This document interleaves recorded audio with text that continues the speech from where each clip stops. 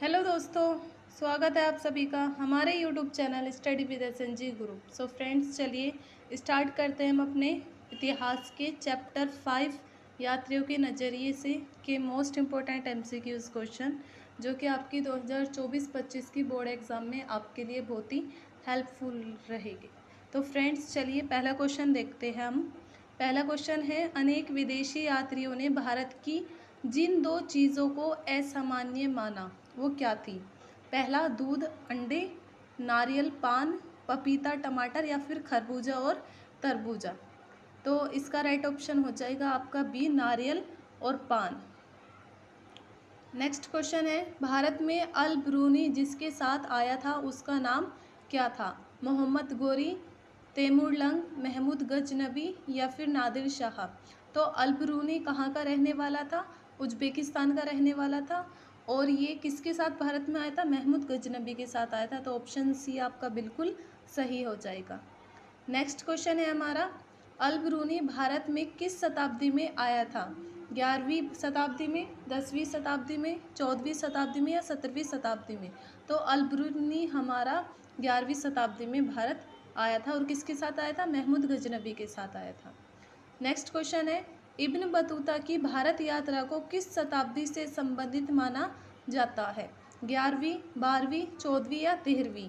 तो Ibn Battuta की भारत यात्रा को 14वीं शताब्दी से रिलेटेड माना जाता है। ऑप्शन सी आपका बिल्कुल सही हो जाएगा। नेक्स्ट क्वेश्चन है, इब्न बतूता जिस देश से आया था उसका नाम क्या था? मोरक्को, उज्बेकिस्तान, हेरात या फिर पुर्तगाल? तो इब्न बतूता हमारा मोरक्को से आया था। नेक्स्ट क्वेश्चन है, फ्रांसवा बर्नियर जिस देश से भारत आया था उसका नाम क्या था?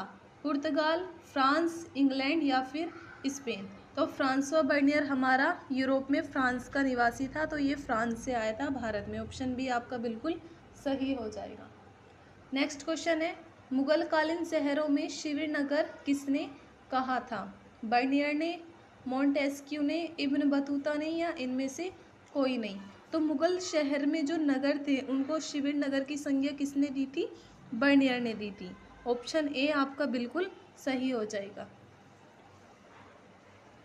नेक्स्ट क्वेश्चन है, 17वीं शताब्दी में निम्न में से कौन सा यूरोपीय यात्री भारतीय उपमहाद्वीप में आया था?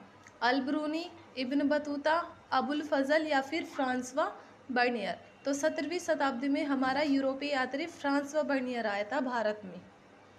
ऑप्शन डी आपका बिल्कुल सही हो जाएगा।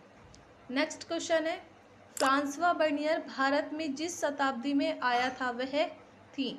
17वीं शताब्दी, 19वीं शताब्दी, 18वीं शताब्दी या फिर 15वीं शताब्दी? तो फ्रांसवा बर्नियर भारत में 17वीं शताब्दी में आया था। ऑप्शन ए आपका बिल्कुल सही हो जाएगा। नेक्स्ट क्वेश्चन है, अल ब्रूनी का जन्म ख्वारिज्म में हुआ था? 1873 में, 973 में, 1073 में या 1999 ईस्वी में? तो अल ब्रूनी का जन्म ख्वारिज्म, जो कि उज्बेकिस्तान की राजधानी है, में 973 ईस्वी में हुआ था। ऑप्शन बी आपका बिल्कुल सही हो जाएगा। नेक्स्ट क्वेश्चन है, अल ब्रूनी जिस भाषा का जानकार नहीं था उसका नाम क्या था? यूनानी भाषा, हिब्रू भाषा, सीरियाई भाषा या संस्कृत भाषा? तो अल ब्रूनी हर भाषा का जानकार नहीं था, लेकिन उसको सिर्फ यूनानी भाषा की ही जानकारी नहीं थी। तो ऑप्शन ए बिल्कुल सही हो जाएगा, यूनानी भाषा। नेक्स्ट क्वेश्चन है, सुल्तान महमूद की राजधानी का नाम क्या था? महमूद से यहाँ पर आपका तात्पर्य है महमूद गजनबी। तो ख्वारिज्म, गजनी, कंधार या फिर काबुल? तो महमूद गजनबी की राजधानी हमारी गजनी थी, जिसको बाद में पाकिस्तान में शामिल कर लिया गया था। नेक्स्ट क्वेश्चन है, अल ब्रूनी की कृति किताब उल हिंद जिस भाषा में मूलतः लिखी गई थी वह थी? तो अल ब्रूनी ने किताब लिखी थी जिसका नाम था किताब उल हिंद, या फिर हम उसको तहकीक हिंद भी कहते हैं। तो वो किस भाषा में लिखी गई थी? अरबी भाषा में लिखी गई थी। ऑप्शन ए आपका बिल्कुल सही हो जाएगा। नेक्स्ट क्वेश्चन है, 17वीं शताब्दी में निम्न में से कौन सा यूरोपीय यात्री भारतीय उपमहाद्वीप में आया था? 17वीं शताब्दी में अल ब्रूनी, इब्न बतूता, अबुल फजल या फ्रांसवा बर्नियर? तो दोस्तों 17वीं शताब्दी में आपका फ्रांसवा बर्नियर भारतीय उपमहाद्वीप में आया था। ऑप्शन डी बिल्कुल सही हो जाएगा। नेक्स्ट क्वेश्चन है, अल ब्रूनी कहाँ से आया था? Option A Morocco, option 2 France, option 3 Herat, option 4 Uzbekistan.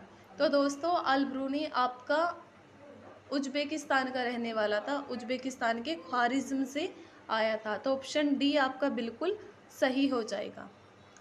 Next question है, इब्न बतूता किस देश का निवासी था? ऑप्शन ए मिस्र का, ऑप्शन 2 पुर्तगाल का, ऑप्शन 3 मोरक्को या ऑप्शन 4 फ्रांस। तो इब्न बतूता कहाँ का रहने वाला था? मोरक्को का रहने वाला था, जो उत्तर पश्चिम अफ्रीका में स्थित है। नेक्स्ट क्वेश्चन है आपका, इब्न बतूता ने अपनी यात्रा का विवरण किस भाषा में लिखा था? तो इब्न बतूता ने अपनी एक यात्रा वृतांत लिखा था जिसका नाम है रिहला, और वो किस भाषा में लिखा गया था? अरबी भाषा में लिखा गया था। ऑप्शन डी आपका बिल्कुल सही हो जाएगा। नेक्स्ट क्वेश्चन है, मार्को पोलो ने 13वीं शताब्दी से जिस स्थान से चलकर चीन और भारत की यात्रा की उसका नाम क्या था? तो दोस्तों आप सभी को पता है मार्को पोलो कहाँ का रहने वाला था? इटली का रहने वाला था, और उसने 13वीं शताब्दी में चीन भारत तक की यात्रा करी थी। और किस स्थान से चलकर करी थी? तो आपका ऑप्शन ए बिल्कुल सही हो जाएगा, वेनिस। ये वेनिस नहीं है, ये वेनिस, आप इसको ठीक कर लीजिएगा। नेक्स्ट क्वेश्चन है आपका, गुप्त काल में कौन चीनी यात्री भारत आया था? तो चीनी यात्री इत्सिंग, फासियान, हुइनसांग या इनमें से कोई नहीं। तो दोस्तों गुप्त काल में चीनी यात्री फायान भारत में आए थे। फायान, ऑप्शन बी आपका बिल्कुल सही हो जाएगा। नेक्स्ट क्वेश्चन है, अल ब्रूनी भारत में जिस शताब्दी में आया था वह थी? तो दोस्तों इसका जवाब मैं आपको नहीं बताऊंगी, इसका जवाब आपको कमेंट सेक्शन में देना है। और हाँ, आप देख सकते हैं इस वीडियो में हमने टोटल 20 MCQs किए। और फ्रेंड्स हाँ, अगर आप नेक्स्ट चैप्टर के MCQs चाहते हो तो प्लीज़ हमारे चैनल को सब्सक्राइब करें और हमारी वीडियो को ज़्यादा से ज़्यादा शेयर करें और लाइक और कमेंट करना ना भूलें। Thank you. जय हिंद, जय भारत।